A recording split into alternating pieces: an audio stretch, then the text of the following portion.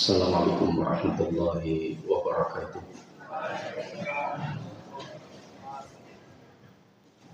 Alhamdulillah, thumma alhamdulillah.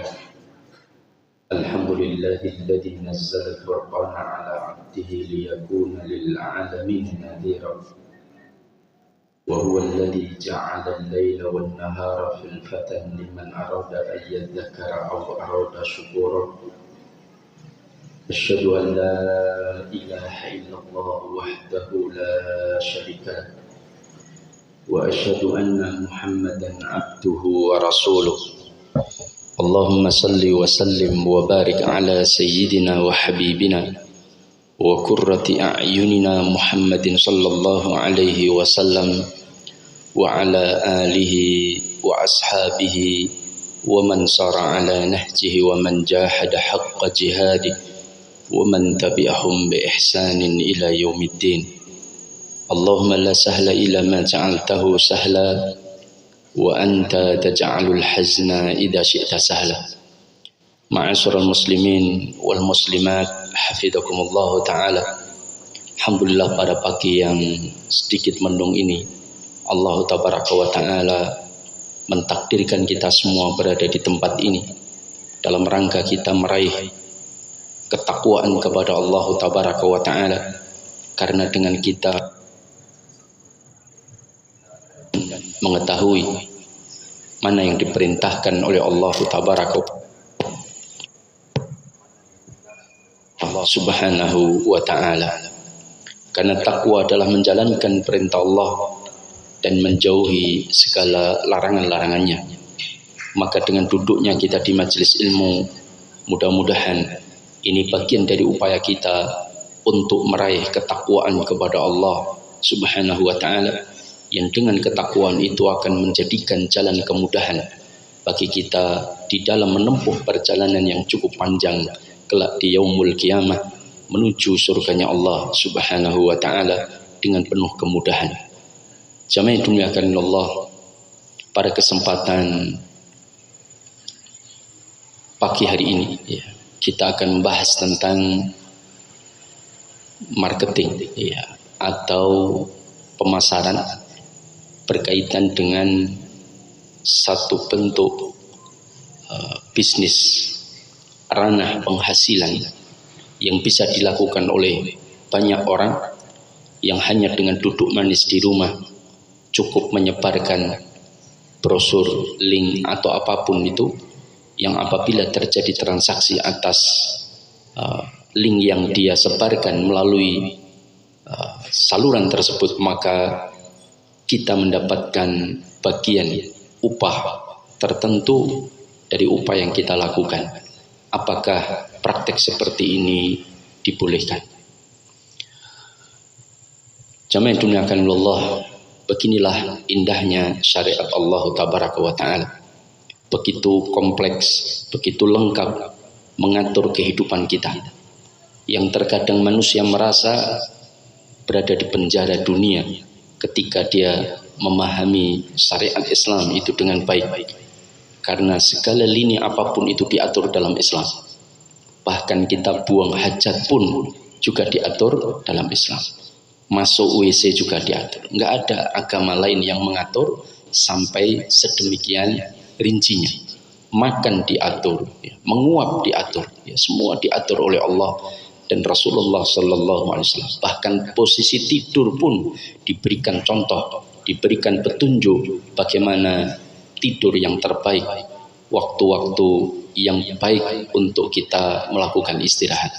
Bahkan amal-amal yang bersifatnya sebatas amal dunia itu bahkan bisa bernilai ibadah selama amal-amal semua itu diniatkan karena mencari keridhaan Allah tabaraka wa ta'ala. Maka oleh karena itulah salah satu bab yang diatur dalam Islam yaitu bab fiqhul muamalah maliyah yang akan kita bahas pada pagi hari ini, bagaimana bisnis afiliasi, di mana kita menyebarkan banyak link, kemudian ketika ada transaksi dari link yang kita sebarkan, maka kita mendapatkan uang tertentu atau upah atau ujroh atas upaya kita membantu mereka di dalam menyebarkan link. Apakah perbuatan ini dibolehkan dan praktek bisnis ini halal? Itu yang menjadi pokok bahasan kita pada pagi hari ini. Sebelum saya sampaikan masalah itu, maka kita bahas dulu tentang beberapa kaidah yang hendaknya difahami oleh seseorang di dalam melakukan bisnis yang berkaitan dengan afiliasi. Yang pertama, Rasulullah Shallallahu Alaihi Wasallam sudah menetapkan tidak bolehnya menjual barang yang bukan miliknya. Rasulullah menyampaikan, la tabi' ma laisa indak. Jangan engkau jual apa yang tidak engkau miliki. Apakah larangan ini kemudian mutlak? Siapapun yang menjual tidak boleh kecuali itu adalah miliknya? Ternyata tidak. Ini kaidah secara umum. Tetapi dikecualikan apabila penjual itu mendapatkan wakalah atau izin dari pemilik barang. Meskipun dia bukan pemilik barang, tetapi dia mendapatkan izin dari pemilik barang. Ingat, pemilik barang, bukan dapat izin dari maklar. Paham? Karena maklar bukan pemilik barang. Maklar tidak bisa memberikan wakalah, ya. Karena ini akan menjadi samsara ala samsara. Maklar memaklari. Ini tidak diperbolehkan. Maka kalau maklar ingin mengajak temannya, maka dia izin dulu kepada pemilik barang. Saya punya tim 15 orang, gimana saya ajak? Oh boleh, tidak apa-apa, selesai masalah. Berarti maklar jamaah, kan itu kan? Ya. Ada sholat berjamaah, ada juga maklar berjamaah. Ya. Kalau saya menyampaikan, ibu tolong saya punya mobil, jualkan ya mobil saya, insya Allah nggak mahal-mahal, nanti kalau laku mau saya sumbangkan ke istri sama anak saya, misalkan ya, boleh nggak ya? Maksudnya saya berikan. Maka ketika saya sampaikan kepada panjenengan semua, maka berarti panjenengan semua meskipun bukan pemilik mobil itu, tapi sudah mendapatkan wakalah, perwakilan dari saya, izin, maka tidak mengapa jenengan menjualkan. Nah, bisnis afiliasi ini kan menjual, menawarkan barang yang bukan miliknya. Nah, sekarang jadi persoalan, apakah dia sudah mendapatkan izin? Maka sejauh yang saya tahu, mereka mendapatkan izin. Namanya juga menyebarkan link, tentunya atas perintah, atas izin dari pemilik link perusahaan produk tersebut, maka tidak mengapa dia menyebarkan. Tapi apakah dengan itu sudah kemudian menjadi halal? Belum tentu. Nanti kita kupas satu demi satu. Nah, kaidah yang kedua, Rasulullah Sallallahu Alaihi Wasallam, ini berkaitan dengan kaidah yang pertama dulu. Bolehkah kita menjual barang yang bukan milik kita, tapi tidak mendapatkan wakalah? Boleh nggak kira-kira? Hukum asalnya tidak boleh, karena la tabi' ma laisa indak. Tapi ada pengecualian. Jadi hukum asalnya tidak boleh, tapi dikecualikan. Sama seperti ketika kita masuk Ramadan. Ketika kita masuk Ramadan dari bulan Sya'ban menuju Ramadan, maka tidak boleh kita puasa sunnah yang menggabungkan dengan puasa Ramadan. Misalkan hari Selasa Ramadan, hari ini kita puasa, nggak boleh. Kecuali kalau memang sudah menjadi kebiasaan kita puasa pada hari itu. Misalkan saya puasa Senin Kemis, kemudian jatuh Selasa itu Ramadan, maka saya ingin istiqomah seumur hidup saya. Maka ketika hari Kamis saya puasa, meskipun Jumat puasa Ramadan, maka tidak mengapa. Tapi kalau belum menjadi kebiasaan, maka tidak boleh. Ini contoh umumnya tidak boleh, tapi ada pengecualian. Nah, sama di dalam jual beli barang yang bukan miliknya. Umumnya tidak boleh kecuali dapat wakalah. Kalau nggak dapat wakalah, nggak boleh. Kecuali lagi kalau akadnya menggunakan salam. Apa itu salam? Akad salam itu seperti apa? Akad yang dimulai dengan assalamualaikum, bukan ya? Ya. Warahmatullahi wabarakatuh. Salam itu pemesanan. Ya. dengan kaidah-kaidah yang harus diperhatikan. Saya belum punya kurma, tapi saya sudah bisa jual beli kurma, meskipun bukan milik saya, bahkan saya tidak punya memang. Bahkan saya tidak mendapatkan izin dari pemilik kurma-kurma yang ada. Saya bertransaksi kurma dengan seseorang pembeli sebanyak 20 kintal dan saya belum memiliki kurmanya. Kurmanya itu masih punya pedagang di Pasar Kliwon. Kurmanya masih pemilik pedagang-pedagang importir di gudang-gudang mereka. Kurmanya masih milik para petani yang punya kebun kurma dengan kurma ambar misalkan atau sukari misalkan. Nah, saya belum punya kurma itu. Saya tidak mendapatkan izin petani untuk menjualkan barang mereka. Saya tidak mendapatkan izin para pedagang di Pasar Kliwon, para pedagang besar di toko-toko besar, atau para importir. Saya tidak mendapatkan izin mereka. Tapi saya bisa jualan kurma. Tinggal saya ambil gambar kurma. Inilah contoh kurma, sukari misalkan. Maka saya transaksi dengan orang paham kurma sukari seperti apa. Maka ketika saya akadkan dengan salam, maka boleh. Di mana yang pertama, barang yang diperjualbelikan harus jelas. Jenisnya apa, speknya bagaimana. Oh, kurma sukari KW1 misalnya, kualitas 1 yang besar-besar. Oke, kurma sukari KW1, jelas jenis barang yang diperjualbelikan. Yang kedua, harganya pun jelas. 90.000 per kilo misalkan. Nah, itu jelas, harganya harus jelas. Yang ketiga, kapan penyerahan juga harus jelas. Kapan penyerahan barang itu jelas. Jadi jenisnya jelas, harganya jelas, kapan penyerahan barang jelas. Yang keempat, harus lunas di depan. Tidak boleh di DP, tidak boleh dicicil, tidak boleh dibayar nanti kalau sudah jadi. Kecuali lagi nanti akadnya istisna. Oh, mumet tambah mumet toh. Ya. Kecuali nanti akadnya istisna. Istisna itu sama seperti akad salam, cuman yang menjual itu yang memproduksi sendiri barangnya. Kalau dia yang memproduksi sendiri barangnya, misalkan saya bikin klepon misalkan, klepon super, ya. Kemudian saya jual dengan cara pemesanan, bayarnya nanti kalau sudah jadi, itu boleh. Sebab saya yang membuat sendiri. Tapi kalau saya kulaan, ini nggak boleh. Harus diakadkan salam, di mana lunas di depan. Itu wajib. Nah, maka ini ketentuan-ketentuan dalam akad salam. Kemudian apalagi barangnya tidak boleh muayyan. Muayyan, apa itu muayyan? Limited edition. Ya. Kalau yang diakadkan salam itu adalah baju desainan seorang desainer yang ada cuma 1 atau 2 atau 3, maka nggak boleh. Tapi kalau yang diakadkan salam itu handphone merek CMN misalkan sudah nggak ada ya. CMN itu banyak di pasaran, di Matahari ada, di Jogja ada, di Jakarta ada, di toko-toko ada banyak, maka nggak ada masalah. Artinya mass produksi.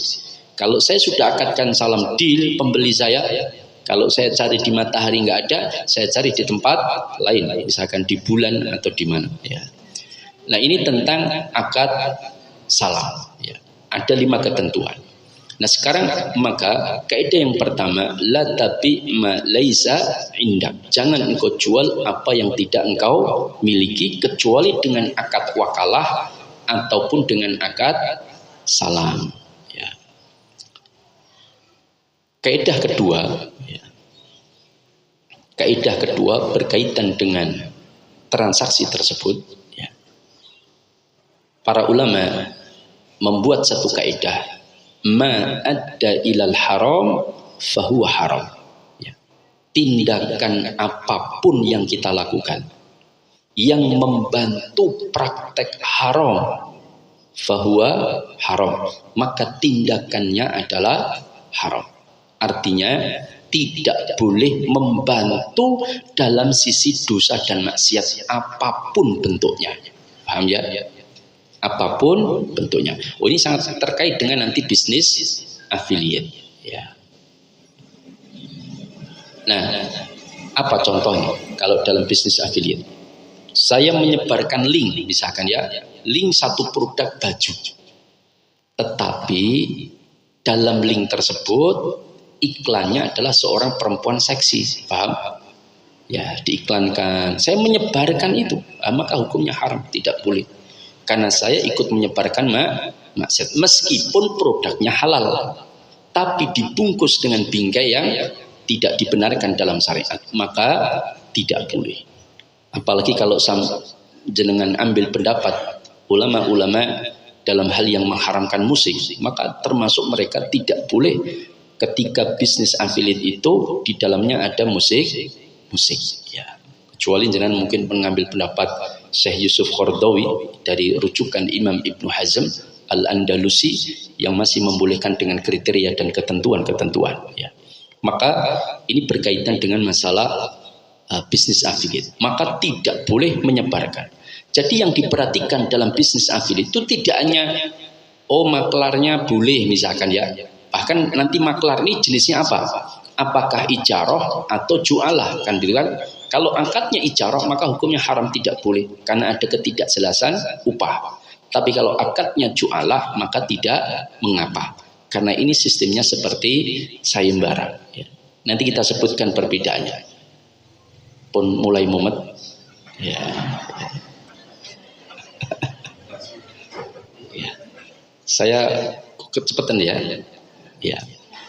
Saya agak pelan-pelan kan. Pertama tadi kaidahnya tidak boleh menjual barang yang bukan milik kita kecuali dengan akad wakalah atau akad salam ya. Ada sebagian ulama lagi menambahkan jika transaksinya belum terjadi tapi masih menggunakan wa'ad bisyira, janji untuk melakukan transaksi. Contoh, saya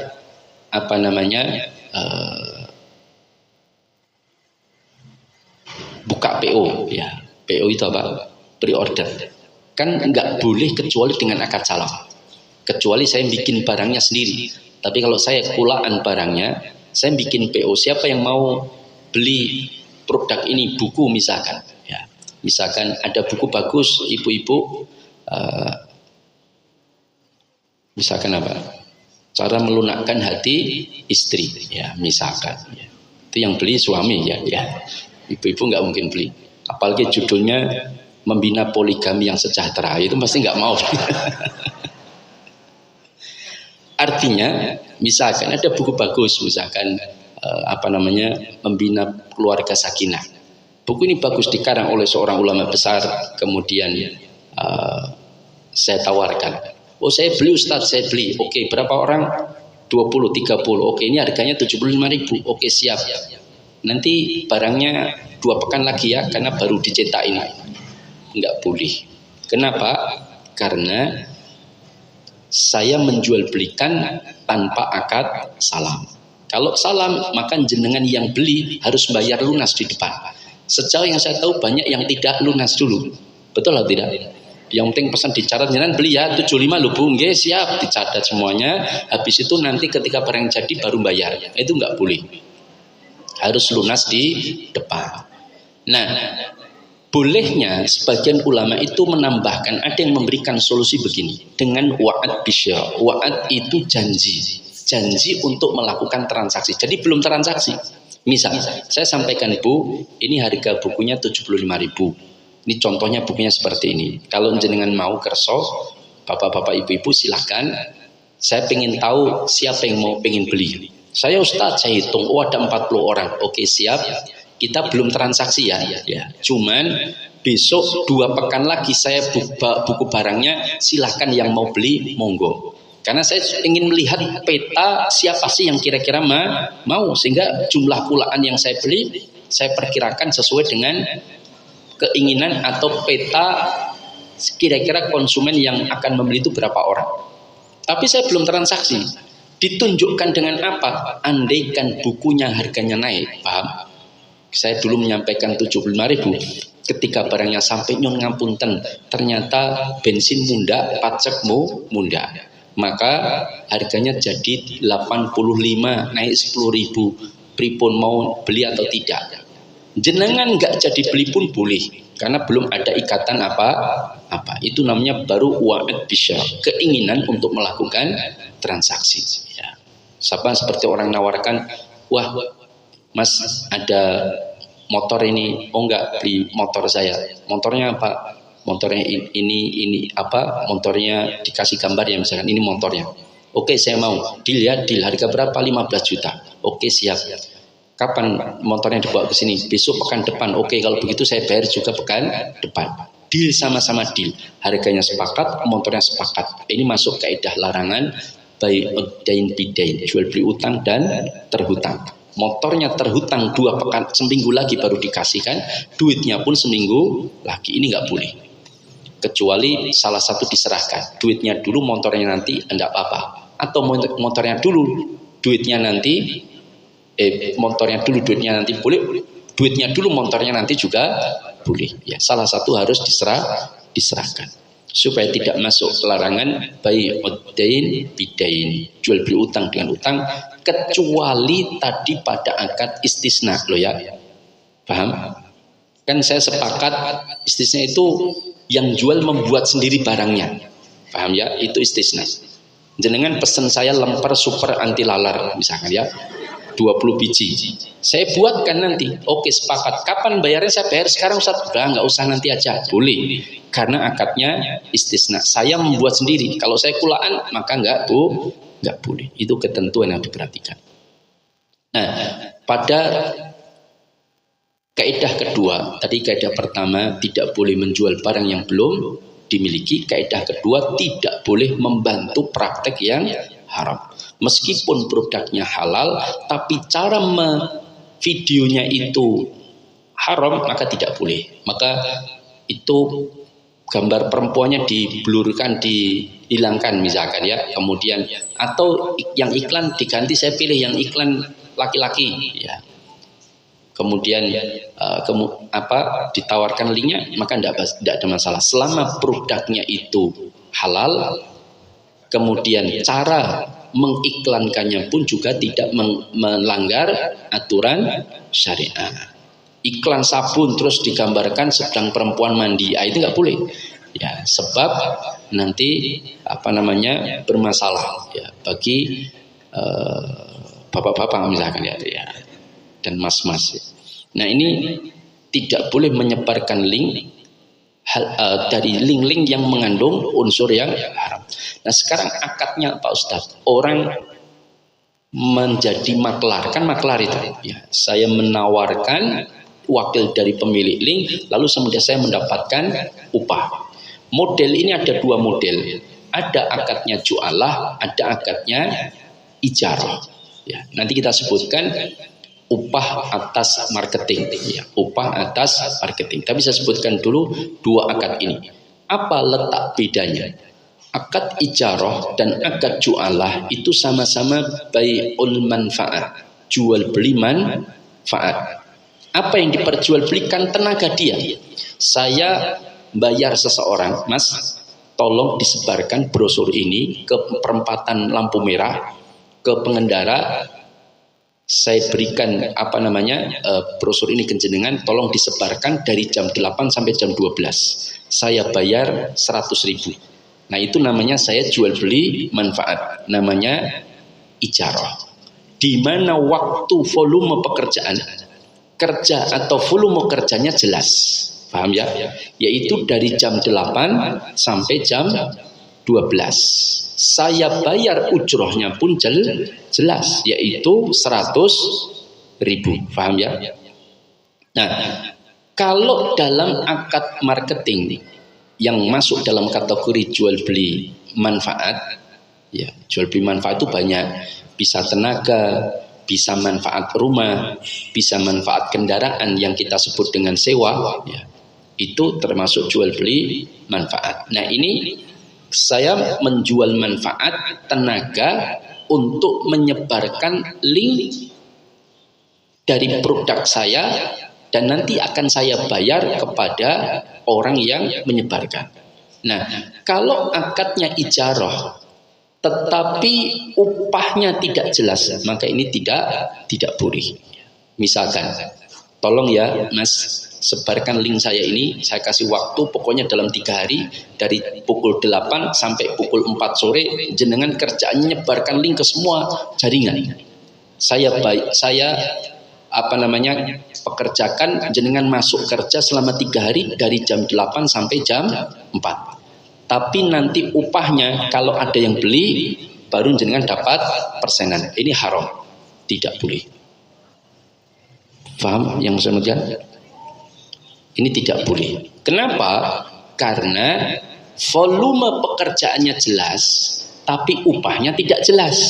Ya kalau ada yang beli, mana ada orang misalkan jual beli manfaat atau ijarah, Mas, dibuka lowongan supermarket, ya tidak? Ya, kemudian datang orang mau ngelamar, Pak, oh ya, jenengan siap kerja sini? Siap. Kerjanya jam berapa, Pak? Jam 8 sampai jam 4 sore. Oke, siap, saya mau. Tiap hari ya? Iya. Gaji berapa, Pak? Jenengan akan saya gaji kalau pendapatan toko saya di atas 20 juta per hari. Kalau di bawah itu nggak dapat gaji. Kira-kira mau apa enggak? Ya nggak mau, nggak boleh. Kenapa? Karena volume pekerjaan jelas, tapi hasil atau ujrohnya tidak jelas. Maka kalau affiliate menggunakan akad ijarah nggak boleh. Kenapa?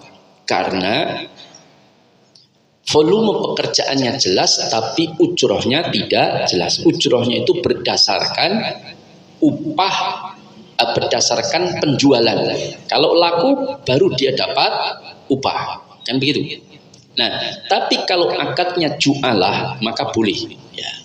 Apa itu ju'alah? Ju'alah, bukan jualah ya. Kalau jualah mangdol kan itu kan? Ya.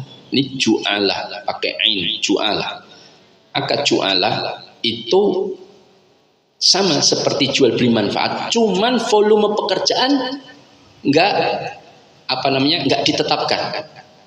Contoh kayak misalkan, Mas, tolong ya jualkan rumah saya. Oh ya, difoto dia.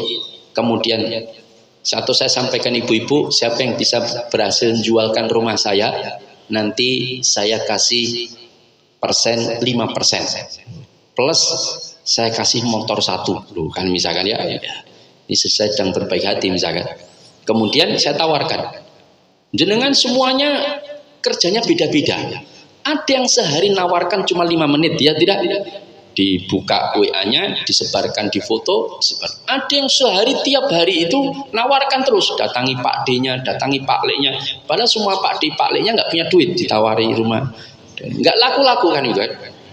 Artinya volume pekerjaannya nggak ditetapkan. Dia mau kerja boleh, nggak kerja pun tidak apa-apa. Bukan jenengan masuk nawarkan dari pintu ke pintu, kemudian dari jam 8 sampai jam 4. Nah, ini kerjanya jelas, volumenya jelas, tapi upahnya nanti kalau laku, nah, ini nggak boleh.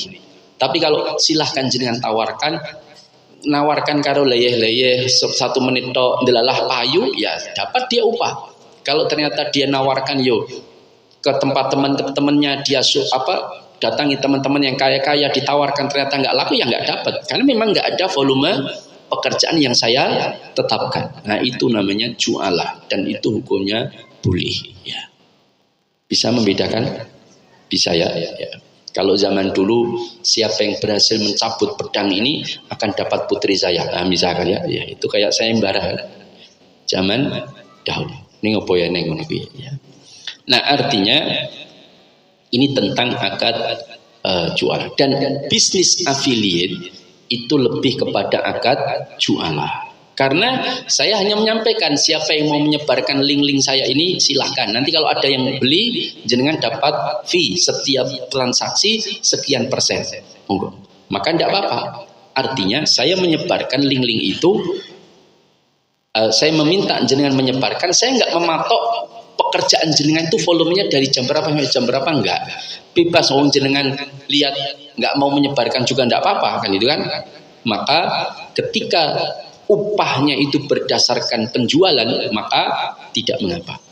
Saya kemarin diminta datang ke sebuah perusahaan. Ustadz, kita ajak rapat di perusahaan. Oh iya, ada apa? Saya punya problem. Ya. Problemnya begini. Beliau itu pengusaha dan punya perusahaan konveksi dan sistem penjualannya salah satunya dengan cara jual beli dengan cara online. Karena lebih banyak penjualan cara online. Nah, dia punya karyawan masuk kerja jam 8 sampai jam 4. Nah, terkadang karyawan itu harus lembur overtime ya. Karena kadang-kadang misalkan baju dari produksi masuk ke kantor untuk dibungkusi dikirim, itu kadang-kadang datangnya siang. Sehingga ketika bungkusi kadang jam kerjanya jadi molor. Seharusnya jam 4 sudah selesai, itu kadang jadi setengah 6 baru selesai. Nah, perusahaan menetapkan upah overtime atau overtime itu? Lembur itu berdasarkan penjualan jam itu. Ya. Paham ya? Dari jam 4 sampai jam setengah 6 atau jam 6 penjualannya berapa itu upah mereka. Yang lembur-lembur itu loh, yang pekerja-pekerja yang bungkusing itu upahnya. Nah, ini gimana Ustaz? Ya enggak boleh, ya paham? Lawong kerjanya jelas jam 4 sampai jam 6, upahnya berdasarkan tingkat penjual. Ya kalau nggak laku nggak dapat upah, ini nggak boleh. Ya, maka nggak boleh. Saya tidak menyetujui. Yang boleh adalah misalkan kerja dari jam 8 sampai jam 4 selesai, terus dia mau online-kan menjualkan, dia pribadi mau meng-online menjualkan, kalau laku dia dapat upah, itu enggak apa-apa, paham? Tapi kalau dia kerjanya volumenya jelas jam 4 lembur sampai jam 5, bungkusi, pekerjaan itu bungkusi nyatet ngirim ke kargo, nah itu upahnya berdasarkan tingkat penjualan. Nah, ini enggak boleh ya. Ini tidak diperkenankan. Kecuali dia memang transaksinya itu adalah per item, paham ya? Upahnya itu per item. Misalkan kerja jam 8 sampai jam 4 selesai. Siapa yang mau mengerjakan bungkusan dengan cara sistem dia bungkus sampai ngirim per item dia upahnya sekian. Nah, itu jelas, maka tidak apa-apa. Sehingga dia bisa mempertimbangkan piro sih item yang mau dibungkuskan gitu kan.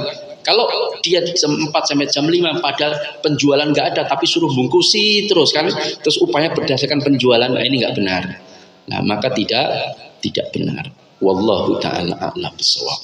Ini sedikit dulu tentang bagaimana bisnis affiliate. Silahkan disebarkan, boleh upahnya, tapi tidak boleh tadi. Salah satu yang perlu diperhatikan adalah membantu sesuatu yang haram atau maksiat, seperti ternyata iklan-iklan yang ada di link tersebut melanggar kode etik dalam syariat Allah Tabaraka wa Ta'ala, maka tidak diperbolehkan. Itu yang kadang-kadang tidak diperhatikan. Nah, maka selama itu diperhatikan, barangnya halal, dia juga mendapatkan wakalah dari pemiliknya, akadnya juga jualah, maka tidak mengapa bisnis afiliasi. Wallahu ta'ala a'lam bishawab. Lah kalau upahnya Ustadz itu model persenan atau model naikkan sendiri atau model upah yang ditetapkan, mana yang boleh dari tiga ini? Misalkan ya, Mas jualkan rumah saya atau jualkan handphone saya, harganya 15 juta, nanti jangan tak kasih 5%. Atau Mas jualkan handphone saya, nanti berapapun lakunya, ditawar berapa, pokoknya upah jenengan 300.000. Paham? Berarti kan tetap mau negosiasi dealnya nanti berapa, 300.000 upahnya. Atau yang pertama tadi, modelnya persenan. Jadi ketika saya jual, berapa nanti dealnya, jenengan dapat 2% atau 3%. Kalau dealnya semakin tinggi, persenannya semakin banyak. Atau yang ketiga, Mas jualkan dari saya 6 juta, jenengan jualkan silahkan berapa, selisihnya punya jenengan. Mana 3 ini yang dibolehkan? Boleh semua, betul, boleh semuanya. Yang tidak boleh itu menjualkan dengan menaikkan sendiri harganya tanpa izin pemilik barang. Ini sering banyak terjadi. Piro mas tanai 50 juta. Saya pernah soalnya. Saya tawarkan tanah saya, ada pohon jatinya itu, luas 800 tapi di desa. Waktu itu saya jual 50 juta saja. Dah bayaran 50 juta. Terus kata dia, tak jualkan aja, terus tidak apa-apa. Tapi jenengan nanti tak kasih 3%. Ya, dia mau. Ternyata setelah dia dapat pembelinya sudah lihat jatinya, sudah lihat tanahnya cocok, dia mau. Nah, kebetulan suaminya bule, ya. Bule Amerika, ya. Mungkin Amerika banyak yang di sini. Mungkin karena negaranya bangkrut, ya. Nah, maka dia mau, istrinya itu cocok, suaminya juga mau, cocok. Kemudian ketika kami mau dipertemukan ya, dengan oleh maklar dengan pembelinya, saya diketik begini, Mas, nanti bilangnya harganya 60 juta ya. Tapi saya dapat fee 3% juga. Oh, ini kan maklare double kan ya. Biasanya pengen selak rabi meneh ya. Pengen golek duitnya peng-pengan. Nah, maka saya sampaikan saya nggak mau ya. Harga tetap 50 juta karena saya harga terlalu tinggi itu saya mesaki yang belian ya, karena memang tanah ini di desa. Kalau sekarang mungkin mahal, mungkin sudah di atas 150 juta. Itu dulu waktu agak lama. Nah, maka saya sampaikan saya nggak mau, saya pengen 50 juta jangan dapat 3%. Maklarnya nggak mau ya. Maklarnya nggak mau. Wah, nggak mau saya, saya sudah carikan, kamu tuh nggak rugi sama sekali. Atau gini, 10 juta milik saya, jenengan pakai 5%, ya, paham? Karena kalau orang maklar itu menaikkan sendiri barangnya, harganya tanpa izin, kenaikan harga itu milik pemilik barang, paham? Itu kaidahnya, paham ya? Dia menaikkan sendiri, maka kenaikan itu menjadi miliknya pemilik barang. Bolehkah pemilik barang nambahi sekedar dari 3% atau 5%? Boleh. Misalkan saya pernah ditelepon oleh bapak-bapak, Ustadz, saya itu punya tanah dekat Katipiro, saya minta jualkan 2,5 miliar oleh seorang kenalan saya, ya. Dan dia mau menjualkan dan laku, Ustadz. Kemudian kami ketemu, dia siap, saya kasih 2%. Dan ketika mau berangkat untuk pertemuan, dia sampaikan, besok pertemuan ya Pak, siap jam 8, oke. Tapi dia bilang, harganya jangan bilang 2,5 M, tapi 4 miliar. Dan mau Pak, yang beli itu dinas pemerintah. Ya nggak tahu, mungkin yang mutuskan beli itu DKI bagian apa berapa, saya nggak tahu. Kan duitnya duit negara, paham? Nah, maka deal mau. Nah, ketika saya diberitahu harganya 4 miliar, saya nggak terima, Ustaz. Akhirnya saya bilang, lu kok bisa mbok naikkan dewe? Lah, tapi kan yang penting jenengan nggak rugi, Bah, kata dia. Maka kata saya nggak mau. Ya. Akhirnya, dah saya batalkan aja. Kira-kira, nggak boleh seperti dosa jenengan. Akhirnya dia, sudah tak pikir-pikir dulu, akhirnya telepon saya. Maka saya bilang, Bah, silahkan teruskan saja, jangan dibatalkan. Tapi 2,5 miliar tadi harganya menjadi 4 miliar, naik 1,5 miliar. 1,5 miliar itu milik jenengan. Sampaikan kepada dia. Dia kalau mau terima, lanjutkan. Nggak mau terima, sudah batalkan saja. Nggak ada dosa bagi jenengan. Nggak usah takut dengan ancaman dia dituntut di padang mahsyar. Ya, nanti tuntut balik. Nah, maka saya sampaikan teruskan aja. Tapi saya menganjurkan, ya dia nggak hanya dapat 2%, jenengan tambahilah. Karena berhasil menaikkan, ya kasih 50 juta tambahan atau 100 juta, monggo, itu hak jenengan. Oh ya Ustadz, ternyata saya dapat kabar maklarnya nggak mau. Ya, pokoknya 1,5 miliar milik dia plus 2%. Nanti kalau nggak ngasihkan, mau dituntut di padang mahsyar. Ya. Ini wes salah tapi mau gugat. Ya. Itulah orang tanpa ilmu. Nah, barangkali ini yang bisa saya sampaikan karena mungkin banyak pertanyaan. Saya persilahkan bagi yang mau bertanya, monggo baik topik maupun di luar tema. Ya. Ada? Oh, monggo silakan.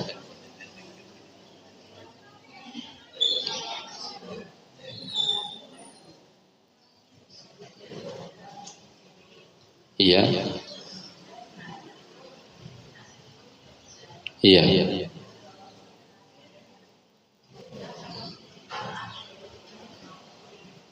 Ada yang mau? Iya.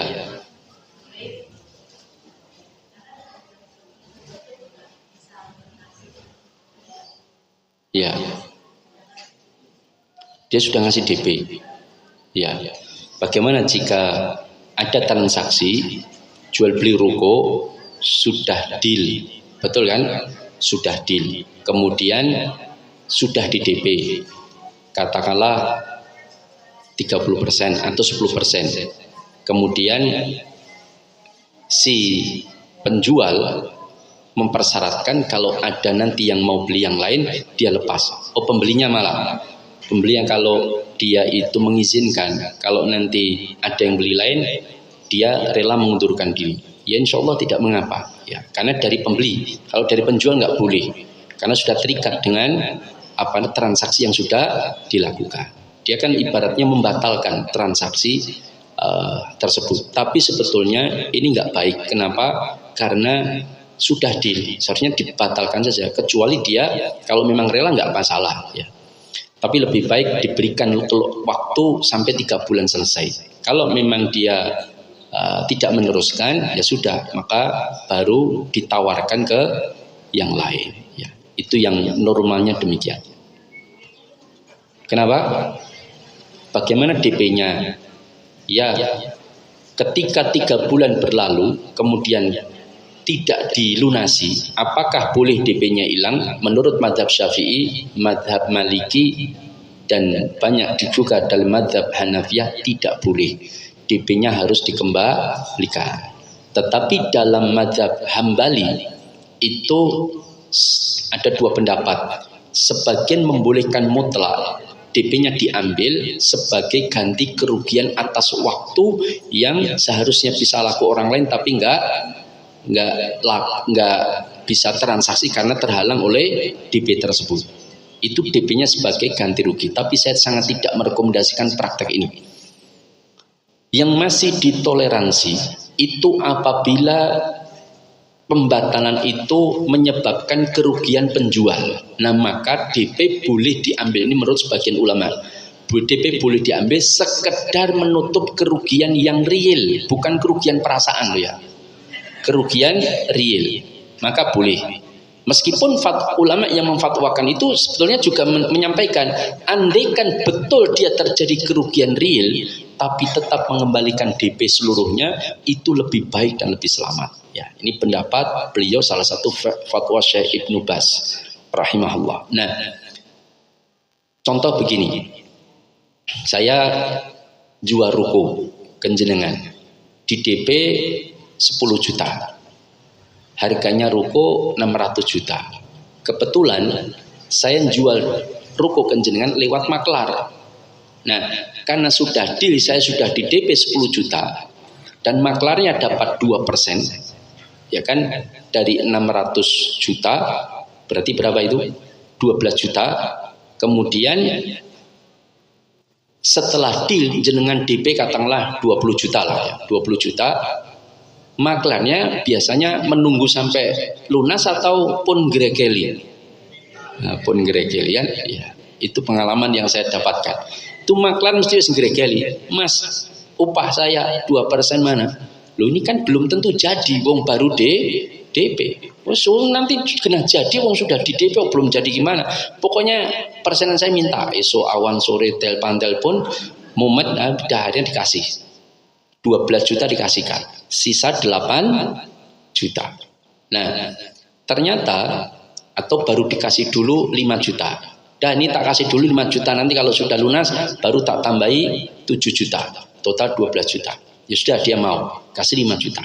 Ternyata baru 5 hari pembeli tadi bilang, mohon maaf, ternyata saya pikir-pikir nggak jadi, ya saya batalkan saja. Oh, dibatalkan, ya sudah, maka DP ketika saya kembalikan, kan DP saya sudah gunakan untuk bayar maklar 5 juta. Kalau saya kembalikan 20 juta, ya maklarnya kalau mau mengembalikan, ya tidak. Kalau dia nggak mau kan saya rugi 5 juta. Karena biasanya maklar itu, nggak biasanya, ada. Kalau biasanya itu berarti mayoritas. Ada maklar yang modelnya makan kenyang lari kan, gitu kan, nggak tanggung jawab. Nah ternyata ketika saya bilang maklarnya, Mas, ini pembelimu membatalkan, mana yang sudah saya kasih 5 juta, karena berarti belum deal, nggak jadi transaksi. Mana 5 jutanya? Wah nyun ngapunten pun kulo jajake kan, gitu. Pun kulo nggih piknik kali anak bojo, pun entek, wah kulo mboten saged balikke. Pokoke niku pun jatah bagian saya. Sing 7 juta kulo mboten njaluk karena nggak jadi. Sing 5 juta kulo anggap pun hilang. Nah, saya rugi. Maka saya kembalikan cuman 15 juta. Yang 5 juta mang minta maklar jenengan. Ya, itu boleh. Ini banyak para ulama membolehkan karena dia mengalami kerugian akibat pembatalan tersebut. Tapi kalau nggak terjadi kerugian, ya lebih baik, paling selamat adalah wajib mengembalikan. Wallahu taala a'lam bishawab. Yang lain tadi, yang mana ini?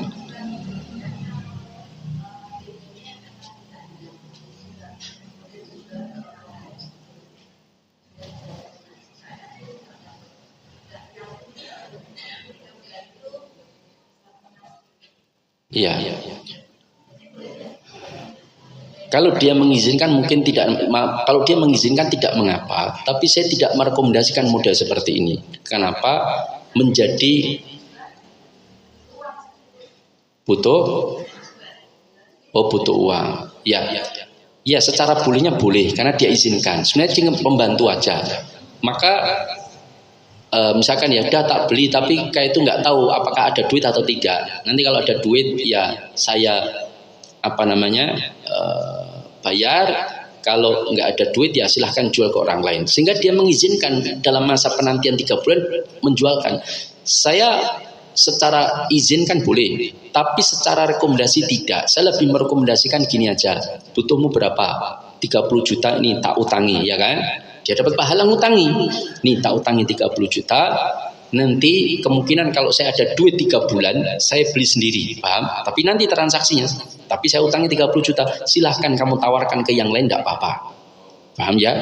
Saya otomatis dapat pahala bantu orang lain ngutangi. Dan ngutang itu pahalanya besar. Nah maka saya ngutangi.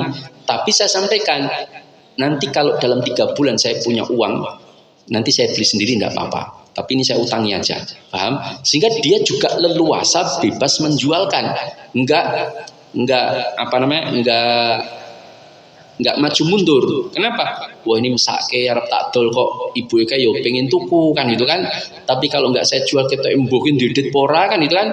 Dia sehingga masalah dia mungkin secara keseluruhan belum teratasi, malah tertunda akibat dengan adanya DP. Dia nawarkan jadi ragu-ragu. Ya. Itu yang dari sisi kondisi, sehingga membuat penjualnya juga maju mundur, pembelinya juga meragukan dirinya bisa mampu bayar atau tidak, sehingga dia pun nggak sungguh-sungguh dalam mungkin ya dalam kondisi tertentu dia tidak sungguh-sungguh mencari pembayarannya, pelunasannya, karena kan saya sudah izinkan boleh dijual ke orang lain ya. Maka lebih baik dia bantu kesulitan dia berapa, kasih uang, silahkan jual, tapi nanti kalau dalam 3 bulan nggak laku, insya Allah saya akan pengen beli sendiri. Kalau sudah di DP terus disuruh untuk membolehkan dijual ke orang lain, lah apa faedahnya DP kan? DP itu kan untuk mengikat. Ya, wallahu taala. Tapi secara bolehnya boleh kalau dapat izin dari si pembeli. Ya. Tadi yang belakang mana? Monggo silakan. Yang paling belakang dulu.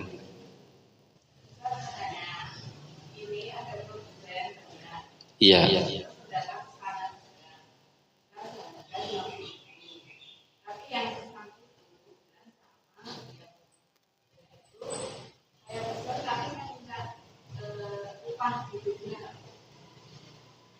Saya pesen tapi minta, iya.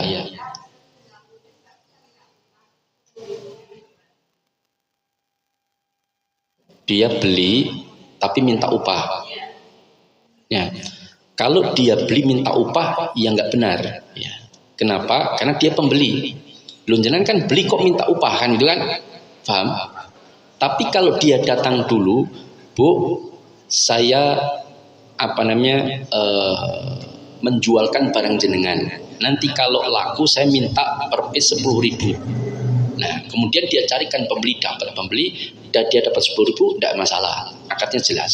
Tapi kalau dia beli tapi minta upah 10.000, ini masalah. Lebih baik saya beli sekian piece, tapi saya minta setiap piece pengurangan harga 10.000. Paham ya? Dia minta pengurangan harga itu tidak apa-apa, bukan minta upah. Lah upah apa? Wong dia nggak kerja apa-apa. Paham ya? Nah, dia kan pembeli, maka dia boleh minta pengurangan harga supaya nanti kalau dia dijual lagi itu ada keuntungan. Itu boleh. Bukan minta upah, tapi bahasanya adalah minta pengurangan atau diskon. Ya. Itu boleh. Monggo silakan yang depan.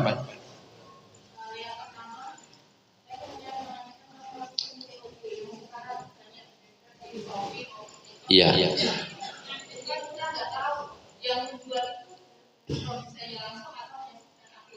Iya.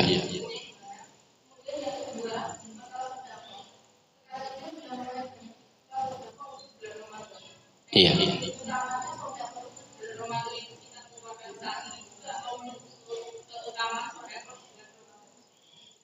Iya, terima kasih. Pertama berkaitan dengan COD, cash on delivery, di mana penjual dan pembeli itu sudah sepakat. Paham ya? Sepakat untuk transaksi, tetapi barangnya nanti, uangnya nanti. Maka ini saya termasuk yang mengambil pendapat fatwa ulama tidak boleh. Bolehnya PCB. Apa PCB? Pentelengi cocok bayar. Ya. Bukan itu, pantau cocok bayar. Jadi ketika di online saya lihat barangnya, ini bagus nih tasnya kan, gitu kan, bagus. Terus saya bilang sama penjualnya, saya mau tapi transaksinya di rumah, gimana? Mau nggak? Nanti tasnya datang, baru kita transaksi. Kemudian saya bayar kalau memang kita deal. Nah, itu enggak apa-apa, itu namanya PCB.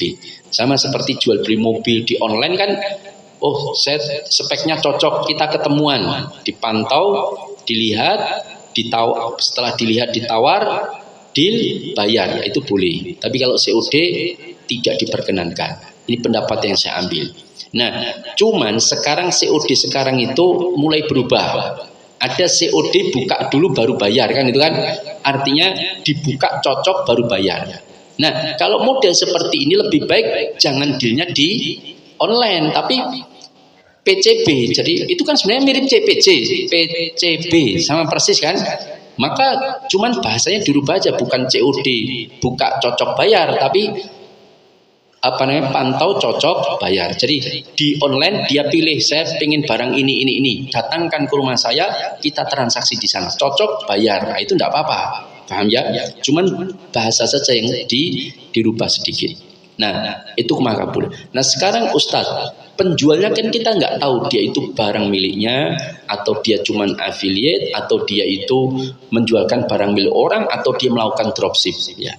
Nah, masalah itu maka mungkin tidak perlu kita pusingkan. Yang penting dia penjual kan, gitu kan? Entah itu barang milik orang dijualkan atau milik dia sendiri, itu urusan belakangan. Yang penting kita transaksi dalam jual beli transaksi. Kecuali kita tahu bahwa maklar ini secara sistem maklarnya tidak sesuai syariah, itu baru kita tidak perlu berjualan. Sama seperti ketika kita beli dagang misalkan di pasar ada orang jualan ayam, kan nggak perlu tanya, nyun sewu mas, ini ayam siapa, jangan menjualkan atau ayam yang jenengan, kan nggak perlu. Sudah kita transaksi, dia menguasai barangnya, kita transaksi aja nggak masalah. Sama seperti penjualnya juga mengatakan, ketika ada orang beli anggur di tempat dia, nyun sewu bu, jenengan di dahar mau dibikin ciu atau homer. Nah, kalau dibikin homer saya nggak mau jual sama jenengan, tapi kalau di dahar saja saya nggak perlu ditanyakan, sudah jualan saja. Kecuali kalau kita tahu orangnya mau dibuat khomer. Perkenalkan Bu, saya ketua paguyuban pengusaha ciu bekonang misalkan ya. Khomer ya, kalau ciu itu khomer atau bukan? Oh khomer juga ya, ciu misalkan. Maka kemudian dia sampaikan, jangan bisa nggak ngirim 1 ton tiap bulan anggur sama apel. Katanya kita mau bikin khomer dari anggur dan apel. Gimana? 1 ton bisa nggak kirim? Maka tolak, tidak boleh. Karena kita menjadi wasilah perbuatan haram. Makanya tadi ada kaidah ma'ada ilal haram fahuwa haram. Tindakan apapun yang menyebabkan terjadinya perbuatan haram atau membantu di dalamnya, maka hukumnya perbuatan kita haram. Yang kedua, berkaitan dengan sedekah pada bulan Ramadan. Ustadz, ini dibuka donasi untuk buka bersama. Tapi mulai pembayaran di bulan Sa'ban. Ya. Apakah yang lebih utama antara kita bayarnya pas bulan Ramadan atau dikeluarkan pada bulan Sa'ban? Ya, semua punya sisi plus minusnya. Kalau kita keluarkan pada saat bulan Sa'ban, itu memang nilainya sedekah itu dilakukan pada bulan Sa'ban. Tapi tetap dapat kemuliaan karena itu untuk buka bersama kan gitu kan, yang dikerjakan pada bulan Ramadan. Jadi dia dapat sedekah memberikan iftar, itu dia mendapatkan puasa orang-orang yang iftar tanpa mengurangi pahala mereka, tapi sedekahnya sudah lebih awal pada bulan Sa'ban, sehingga sedekah itu terjadi. Nah, tapi kalau saya sedekahnya pada bulan Ramadan gimana Ustaz? Kan lebih utama karena nilainya mungkin dilipat gandakan. Iya, tapi persoalannya kalau umur kita sampai bulan Ramadan, paham?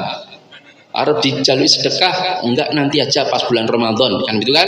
Delalah Sa'ban mau berakhir 5 hari meninggal, enggak jadi sedekah, paham ya?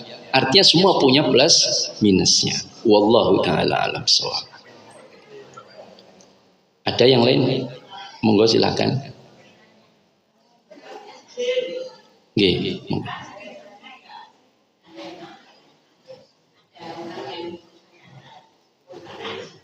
nyari kontrakan, ya.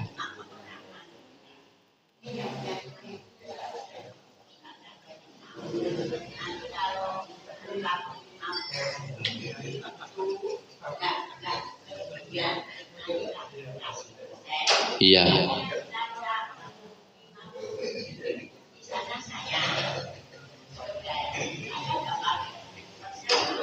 Sisa.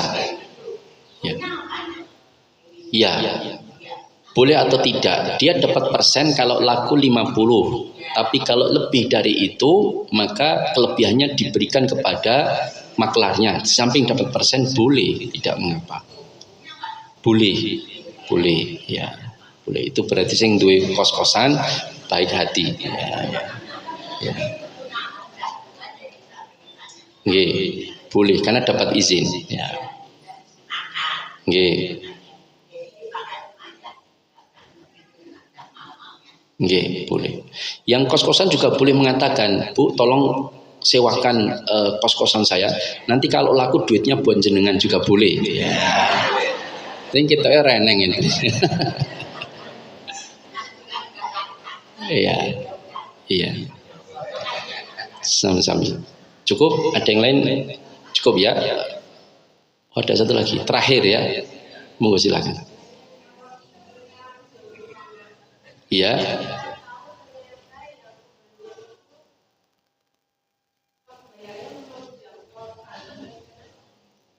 Ya, kalau kita jual tanah, tapi pembelinya itu bayarnya